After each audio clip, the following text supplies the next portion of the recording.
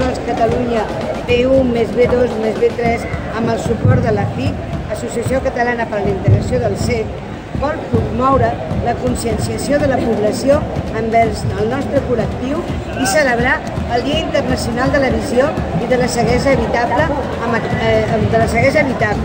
aquesta manifestació lúdico-recreativa. Cada 5 segons es produeix un cas de ceguesa en persones adultes i cada minut un en la població infantil. Cada any es detecta d'1 a 2 milions de nous casos de ceguesa. A prop de 45 milions en el món pateixen ceguesa i 135 milions baixa visió, el que suposa gairebé 180 milions de persones que experimenten una pèrdua visual greu. El 90% d'aquestes persones viuen a les zones més pobres del planeta o en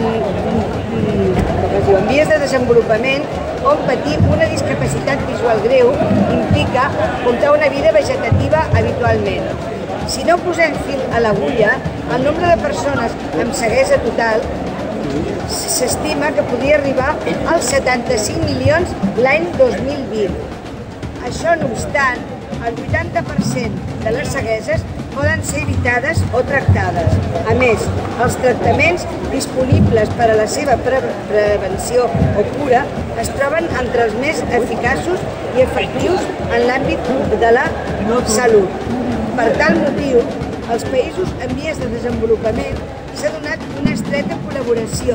Des del 1950, l'Organització Mundial de la Salut i diferents entitats no governamentals, com la Unió Mundial de Cecs, amb 2 objectius fonamentals: erradicar les causes evitables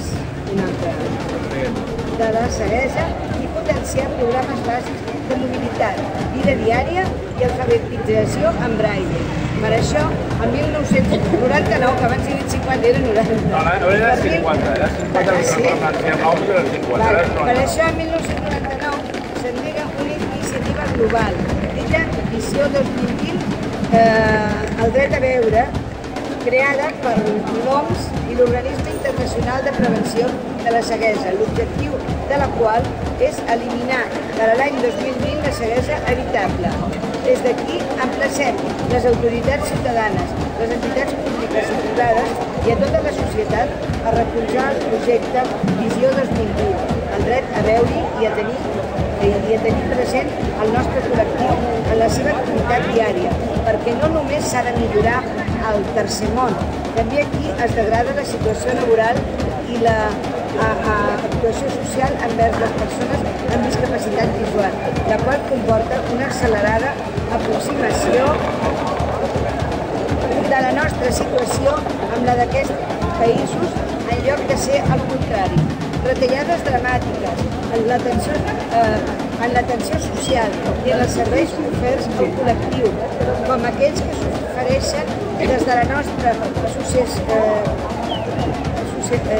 tant per part de les administracions que s'han desdit de moltes de les seves promeses, com per tal d'entitats públiques que van ben assegurades i encara més per part de les atemorides entitats privades que de vegades obliden que més